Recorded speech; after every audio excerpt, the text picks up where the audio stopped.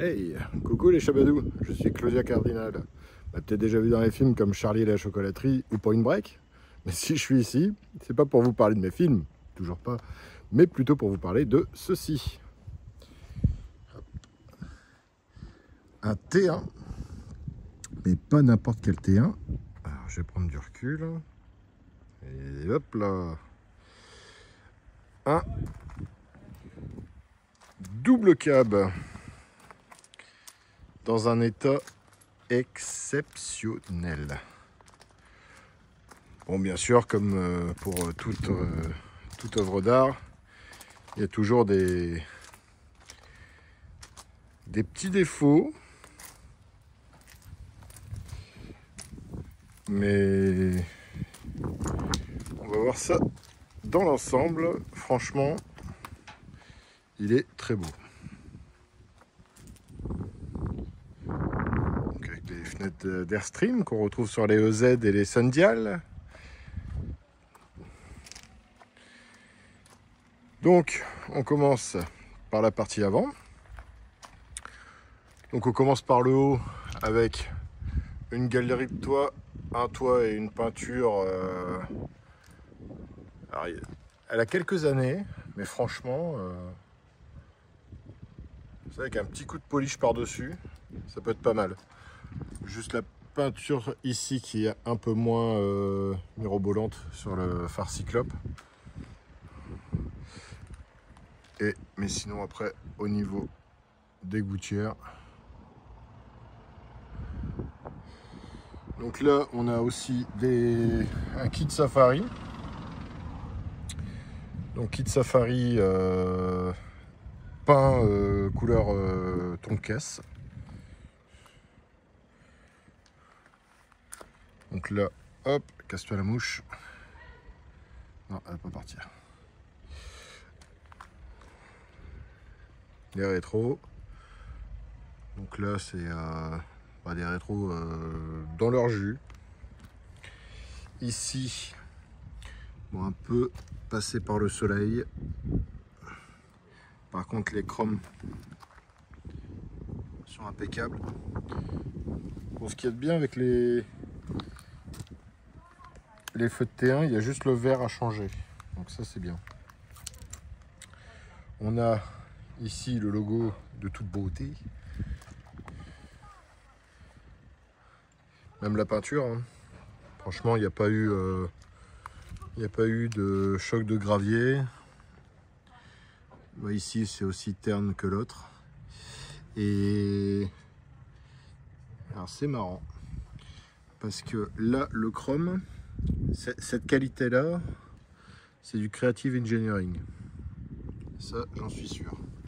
Par contre de l'autre côté, je pense pas que ce soit du Creative Engineering, ça c'est marrant. Bon, cela dit, on voit pas la différence, hein. Donc on a des longs portés jaunes Bosch, avec le Bosch, je sais pas si on peut le voir, écrit à l'ancienne dans le vert. Alors, je sais pas si ici, voilà. Les pare-chocs, bah il n'y a pas un éclat.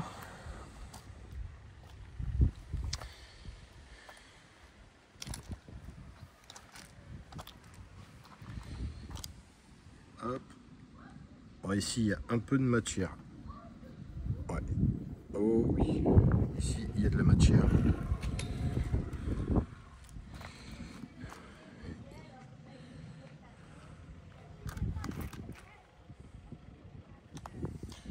Donc on passe côté passager. Donc avec la plaque d'origine.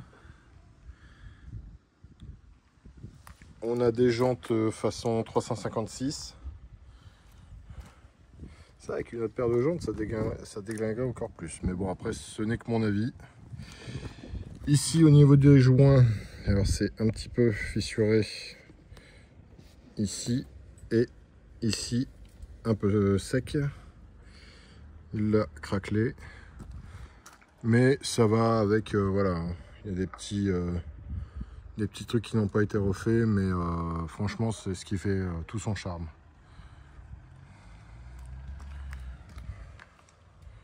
Voilà, au niveau des marchepieds et des bas de caisse, on est pas mal, c'est pas croqué.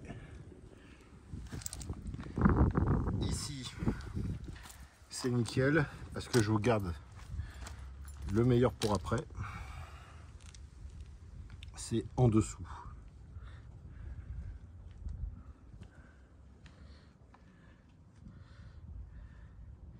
Il est méga propre.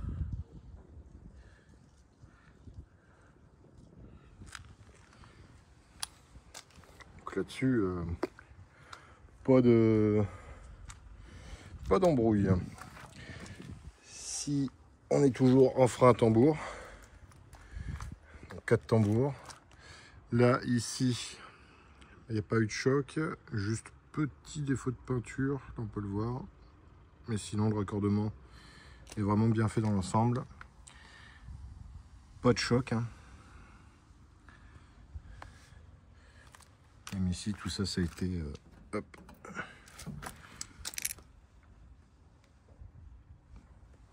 Tout a été bien traité. Les ridelles, bah, c'est pareil.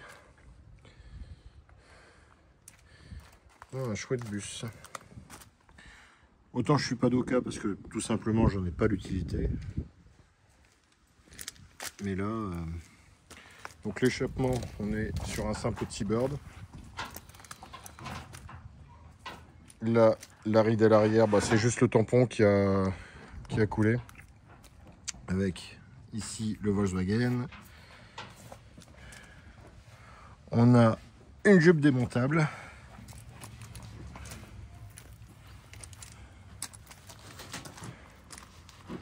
Hop. On a les lentilles. Alors les lentilles arrière sont un petit peu oxydées au niveau des rétroviseurs.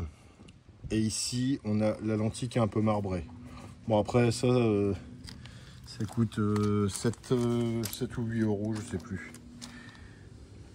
Là on en a un mais qui est cassé en bas à gauche, on peut le voir. Là pareil, il est fendu. Donc ça par contre ça passe pas au contrôle technique.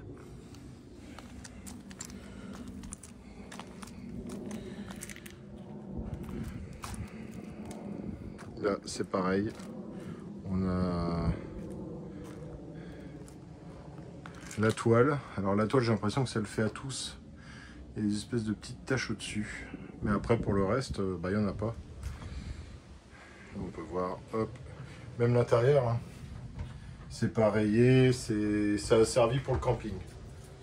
Voilà, un matelas gonflable dans le fond et puis en avant Guingamp. Avec ici la petite fenêtre pour pouvoir voir à l'intérieur.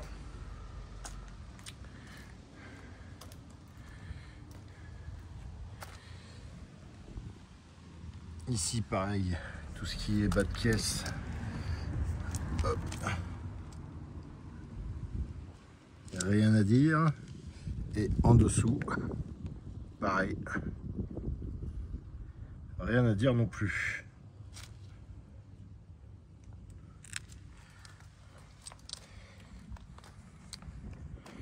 Sinon les portières sont super bien alignées aussi. Alors ici on a les fameuses fenêtres d'Airstream. Et de l'autre côté, il y en a une qui est cassée. Je vais y revenir.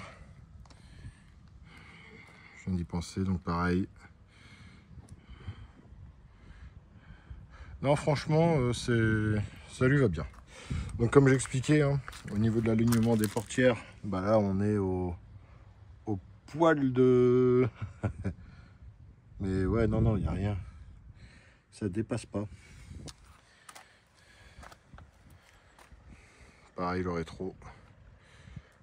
Même état de préservation que de l'autre côté. Et c'est ça où j'allais y venir, c'est la fenêtre. Ici, elle est fissurée ici et fissurée là. Donc, alors, je vais juste mettre en pause le temps qu'ils me mettent les clés sur le contact. Allez hop, on est reparti. C'est bien, la pause c'était pile poil à 10 minutes. C'était pas du tout voulu, mais bon. Alors on va d'abord faire l'arrière. Donc la porte s'ouvre très bien. On a le bar ici qui est présent.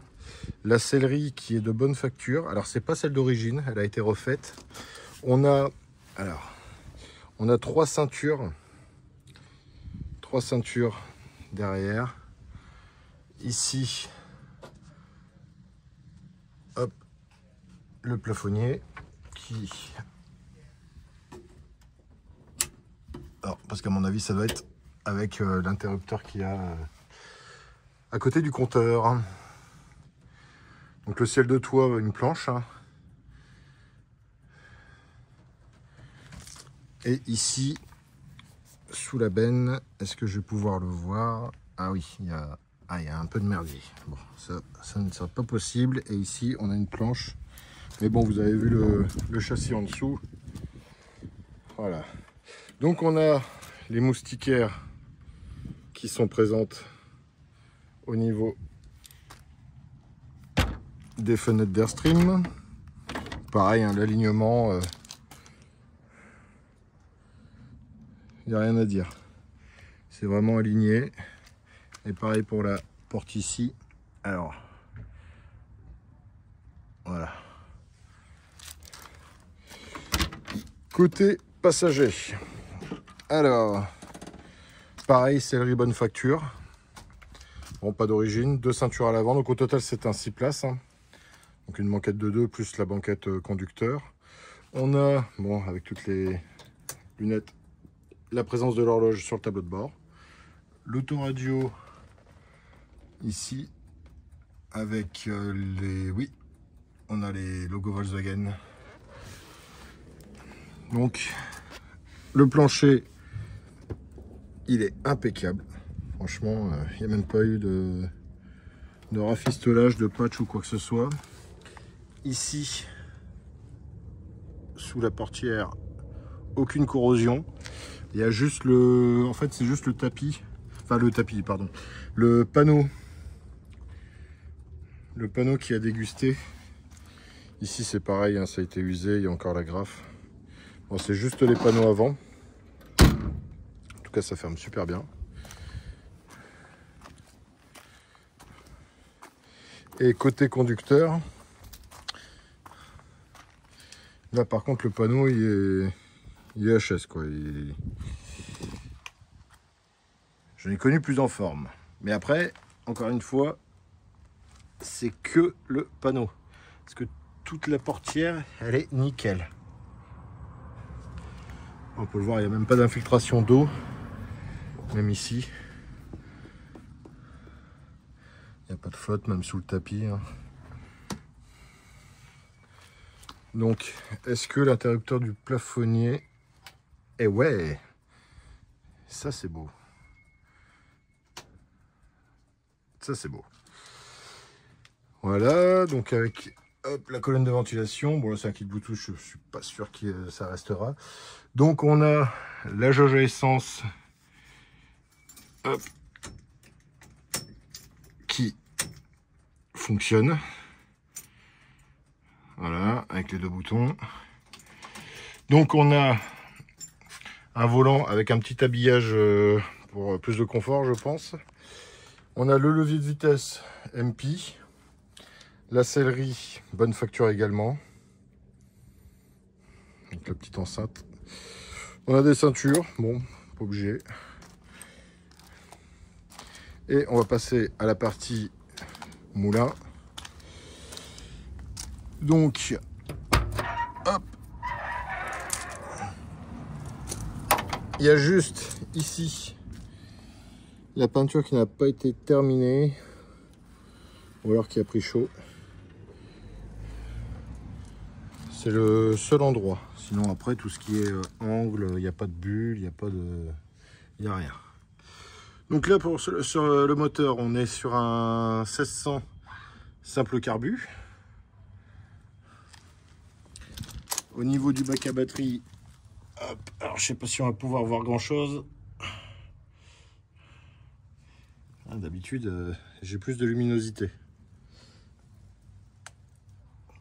Donc là, pareil, hein, au niveau de... Bon, la jupe, il y a eu une découpe. Vous voyez, c'est pas les mêmes. Et au niveau du pot, on est sur un simple T-Bird. Donc, pareil, au niveau de la tôle moteur, capot moteur, et ben impec, hein, il n'y a même pas un choc. Ça se demandait s'il a déjà transporté quelque chose. Alors, on va passer au démarrage. Hop. Voilà, donc j'ai pas le pied sur l'accélérateur. Un petit coup de boost pour le témoin de charge.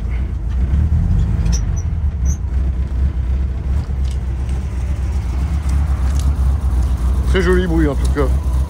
Sourd, il casse pas la tête. Bon, après dans un simple câble, un double câble, on l'entend pas trop.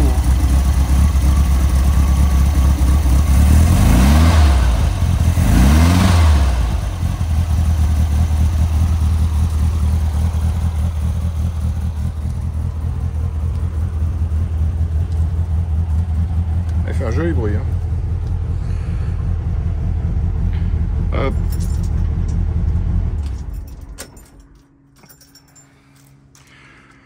Donc voilà ce que j'avais à dire sur ce magnifique double cab de 1967 en 1600, simple carbu, boîte 4 comme d'habitude. Et puis bah, si vous voulez davantage de renseignements, n'hésitez pas, comme d'habitude, Crazy Charlie. Bisous les chabalous.